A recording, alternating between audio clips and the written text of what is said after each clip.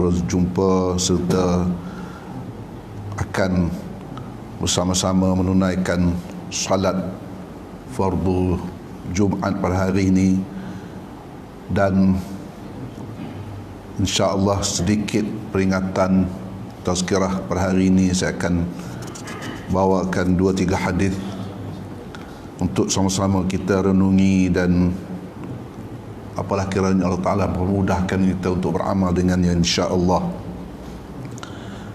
Tuan-tuan yang dirahmati Allah sekalian, dalam satu hadis Rasulullah SAW telah bersabda, qala Rasulullah SAW an Abi Hurairah qala la tadkhulul jannata hatta tu'minu wa la tu'minu hatta tahabbu ala adullukum ala syai'in idza fa'altumuhu tahabbtum. Qalu na'am ya Rasulullah, afshus salam bainakum. Hadis diriwayatkan dalam Muslim, dalam riwayat Muslim. La tadkhulul jannata hatta tu'minu, tidak akan masuk kamu syurga Allah ini kecuali kamu semua beriman kepada Allah Ta'ala. Wala tu'minu, dan tidak akan beriman, maknanya tidak sempurna iman kita, hatta tahabbu, sehinggalah kamu berkasih sayang di antara satu sama lain, iaitulah di kalangan orang mukmin.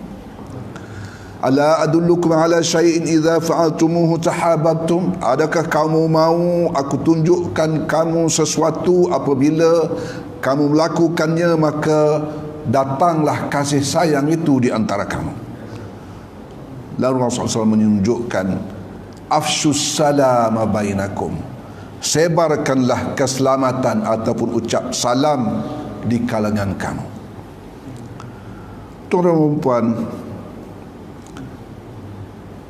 hadis yang lain diriwayatkan juga tentang, ada tambahan sedikit tentang ala man arafta wa man lam ta'rif, ke atas orang yang kau kenali ataupun yang tidak kau kenali pun beri salam juga.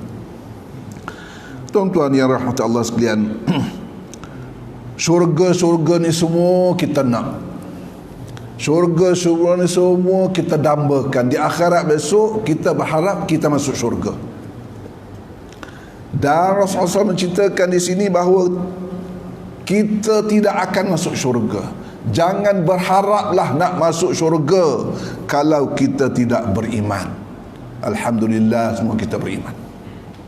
Diharap kita tergolong dalam golongan yang memasuki syurga. Tapi ada syarat lain juga dalam keimanan itu, atau menyempurna dalam menyempurnakan keimanan itu, iaitulah seperti yang disebutkan, wala tu'minu hatta tahabbu, sehinggalah kamu berkasih sayang.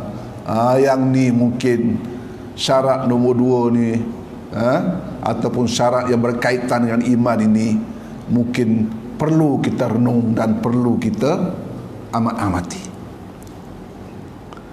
Dan Rasulullah SAW seterusnya mengajarkan kita, kalau kita nak menyuburkan kasih sayang di kalangan kita ni,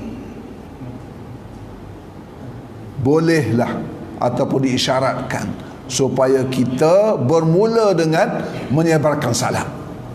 Maknanya jannah, iman, kasih sayang, dan anjurannya kita melakukan salat. Di tempat lain menyebarkan salam. Dalam hadis yang lain Rasulullah SAW menyebutkan, la yu'minu ahadukum hatta yuhibba li akhihi ma yuhibbu li nafsihi, rawahu Syaikhan. Tidak beriman maknanya tidak sempurna iman seseorang kamu hinggalah kamu kasih kepada saudaranya apa yang kamu kasih untuk diri kamu. Maknanya begitulah kita dikehendaki untuk kasih kepada saudara-saudara kita yang lain, orang Islam. Tuan-tuan dan puan,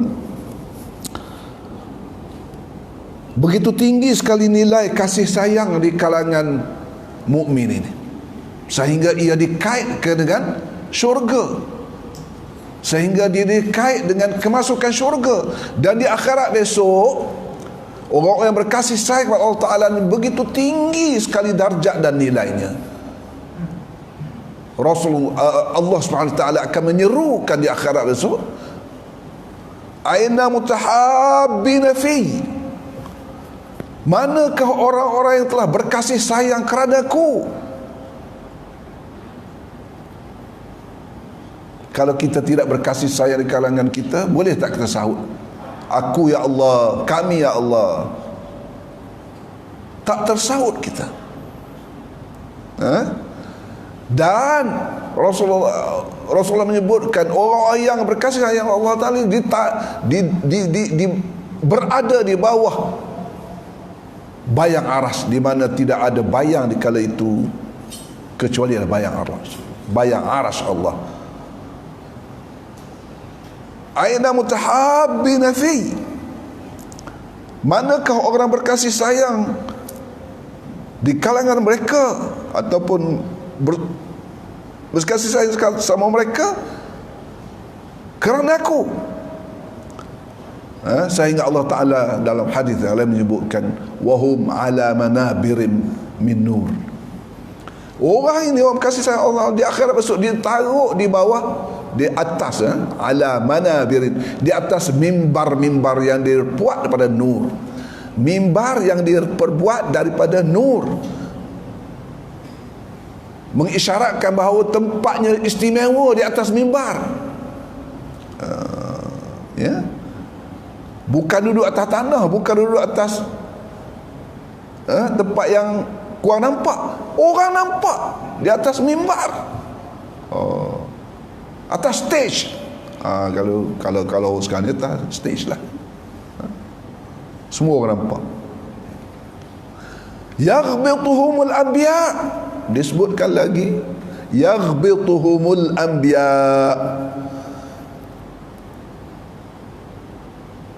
jealous. Para nabi pun jealous.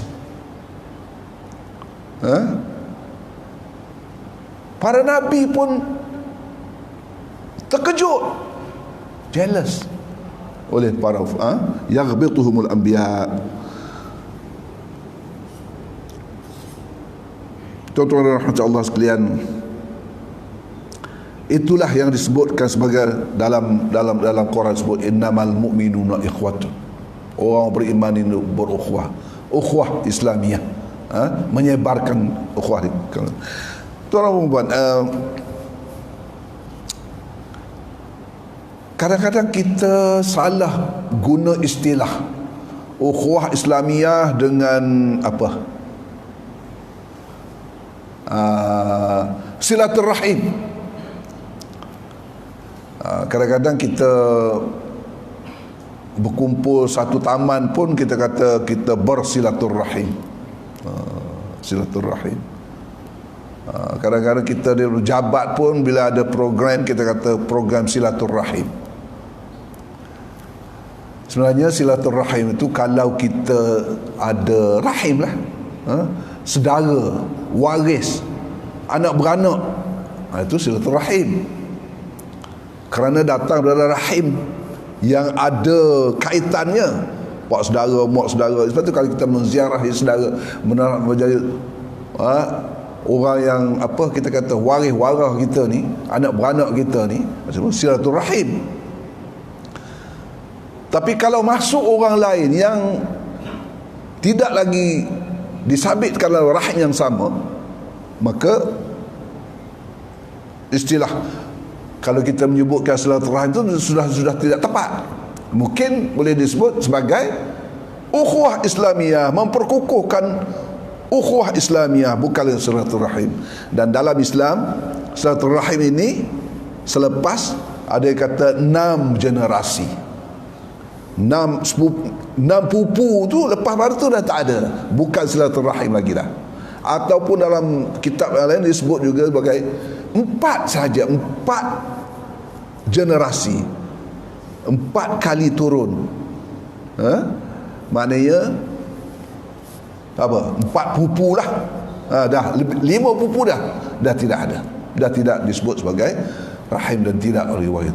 Dan kalau kita tengok pun 2 pupu 3 pupu ni ada lagi kan, hidup lagi. Kalau 4 pupu 5 pupu 6 pupu dah, pupu-pupu tu dah pupus habis dah, dah tidak dipanggil saudara lagi dah.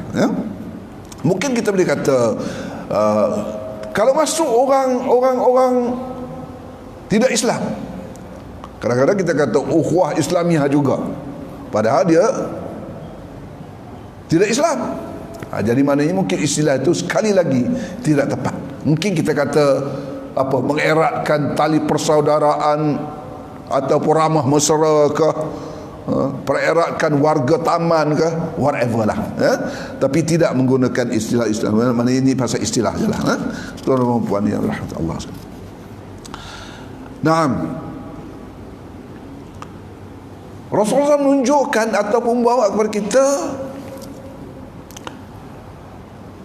kalau kita nak pupuk ukhuwah Islamiah ini dengan beri salam. Dalam Islam, tahiyah, sapaan ini ialah Assalamualaikum warahmatullahi, bagi salam.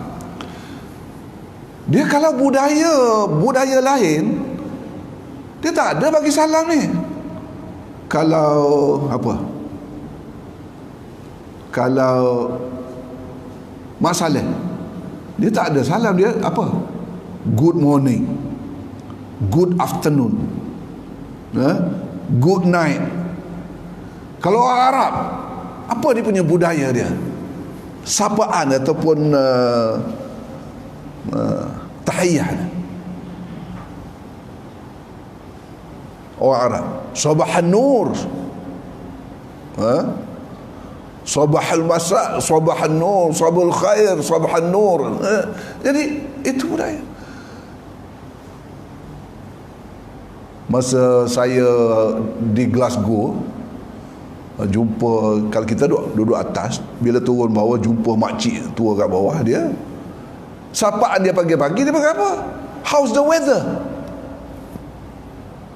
Dia bukan macam mana cuaca hari ni. Dia worry, dia bimbang tentang cuaca. Kalau Melayu apa khabar? Kita worry, kita bimbang tentang hal dia. Jadi budaya. Kalau Cina apa? Cuba Cina apa? Dia cerita kat saya, sudah makan? Dia worry about perut dia. Banyak membicarakan tumpu kepada perut dia. Bila dia bila jumpa, sudah makan? Jumpa tengah jalan sudah makan, malam pun tanya sudah makan. Tapi Islam, tahiyatul Islam ialah Assalamualaikum warahmatullahi taala wabarakatuh. Bagi salam, baru erat. Assalam qabla al-kalam. Assalam qabla al-kalam. Maknanya kita kena bagi salam sebelum ada bercakap. Jangan kita cakap-cakap baru nak bagi salam. Itulah cara Islam. Tuan-tuan rahmat Allah, sebenarnya salam yang kita nak ucapkan kepada saudara kita ni sebenarnya ialah jaminan kita, jaminan kita dan pengisytiharan kita kepada kawan kita yang kita jumpa ni bahawa dia diselamat dengan kita. Assalamualaikum warahmatullahi wabarakatuh. Selamat kamu. Beri selamat. Bukan saja maksudnya worry apa-apa, tapi kita terus mengucapkan selamat. Dan dalam salam ini ada 3 elemen. Assalamualaikum warahmatullahi wabarakatuh. Ada 3 elemen, 3 benda, 3 perkara dalam salam kita. Sebab tu Kalau boleh bagi salam ni salam ketiga-tiga lah. Yang memang ada orang bagi salam. Assalamualaikum. Assalamualaikum. Kadang-kadang tak jelas pun. Assalamualaikum warahmatullahi ta'ala wabarakatuh. Kalau boleh habis-habis. Kalau orang bagi salam, kita kena jawab lebih sikit. Wa idza huyitum bi tahiyatin fahayyu bi ahsana minha aw rudduha. Orang bagi salam kepada kita, maka kita kena jawab dengan lebih baik atau sekurang-kurangnya sebagian ada cakap Assalamualaikum, Waalaikumsalam. Yang eloknya Waalaikumsalam warahmatullahi taala wabarakatuhu wa ridwanuhu. Dan apa lagi? Ada sahabat Arab kita, siapa wa ridwanuhu, banyak lagi lah dia sebut. Salam. Begitu pengisytiharan kita sebenarnya, kita minta saudara kita jadi selamat, minta saudara kita dirahmati, minta saudara kita ni diberkati. Itulah dia. Sedar tak sedar sebenarnya salam ini, kalau kita kaji dari segi bahasa dan sebagainya, salam ni bukan saja keselamatan. Nama Tuhan pun salam. Assalam. Assalam. Allahumma antas salam, kan kita baca. Allahumma antas salam wa minkas salam. Wahai Tuhan yang bernama salam, daripada engkau lah keselamatan. Allahumma antas salam wa minkas salam. Hayyina rabbana bisalam wa adkhilnal jannata daras salam. Nama syurga. Salam tu pun nama Allah, keselamatan. Nama syurga yang kita nak masuk pun nama pun Assalam. Begitu besar sekali. Tuan-tuan dan perempuan, tuan-tuan dan rahmat Allah sekalian, ini bagi salam ni, inilah di antara orang yang menjauh, orang yang bagi benda yang sunat pahalanya lebih berbanding dengan yang wajib. Bagi salam sunat, ya, jawab wajib, tapi banyak pahala yang sunat ni berbanding dengan yang wajib. Ini di antaranya. Wa khairum minhuma man yabda'u bisalam. Yang terbaik di kalangan mereka berdua ini ialah yang memberi salam. Maknanya yang menjawab salam itu wajib, tapi yang memulakan tu lebih utama. Tuan-tuan sekalian, bila kita kata bagi keselamatan, kita ucap salam dan sebagainya, maknanya sebenarnya banyak tanggungjawab yang perlu kita perhatikan. Takkanlah kita ucap selamat, lepas tu belakang kita buat apa kat dia? Kita umpat dia, kita keji dia, kita tipu dia. Oleh sebab itu, dalam satu hadis yang lain,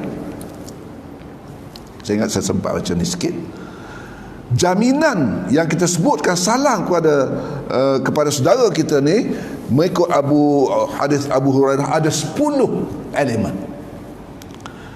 Dan satu hadis Abu Hurairah menyebutkan, qala Rasulullah SAW, la tahasadu, jangan dengki, wala tanajashu, jangan buat tipu helah dalam jual beli, wala tabaghadu, jangan kamu memarahi, wala tadabaru, jangan saling benci-membenci, membelakangi, wala ba'i ba'dukum ala ba'd, dan jangan jual ke atas jualan saudaramu yang lain. Wa kunu ibadallahi ikhwana, al muslim akhil muslim, la yadhlimuhu, jangan buat zalim kat dia, wala yakhdhulhu, jangan menjatuhkan waruhnya, wala yahqirhu, dan jangan kamu menghinanya, iaitu merendah-rendahkannya. Sehingga Rasulullah kata, at-taqwa hauna wa yashila sadri thalatha marat. Takwa itu di sini dia menunjukkan ke arah dadanya yang maha mulia 3 kali. Bihasbi imri'in minasyarri, dikira seorang itu telah melakukan suatu kejahatan, an yahqira akhahu musliman, sekiranya dia menghina saudara Islam yang lain. Kullul muslim alal muslim haram damuhu wa maluhu wa irduh. Setiap orang Islam ke atas Islam yang lain haram baginya darahnya, harta bendanya dan kehormatannya. Tuan-tuan yang dirahmati Allah sekalian, saya ingat saya berhenti setakat itu dulu lah. Peringatan kita perkali ini dalam bab ukhuwah Islamiyah, di mana sebenarnya kita banyak lagi perkara-perkara yang perlu kita improve ataupun kita perlu kita perbaiki dalam persaudaraan ini agar Allah Ta'ala mencampakkan kasih sayang ke dalam diri kita dan seterusnya kita menuju syurga Allah Ta'ala. So kurangnya al-adna darajah dalam persaudaraan ini salamatus sadr, iaitulah jiwa kita, hati kita selamat ataupun tidak ada apa yang kita sakit hati dengan saudara kita. Dan yang darajah yang paling tinggi adalah al-ithar, iaitulah mengutamakan saudara kita daripada diri kita sendiri, daripada keluarga kita sendiri dan lain-lain. Tuan-tuan Allah sekalian, saya ingat seperti setakat itu dulu. Aku qauli hadza wa azim. Saya minta ampunan maaf kalau ada sebarang kesalahan atau kesilapan fakta dan sebagainya, kerana saya pun penuh dengan kelemahan dan kekurangan. Aku qauli hadza wa azim. Assalamualaikum warahmatullahi taala wabarakatuh.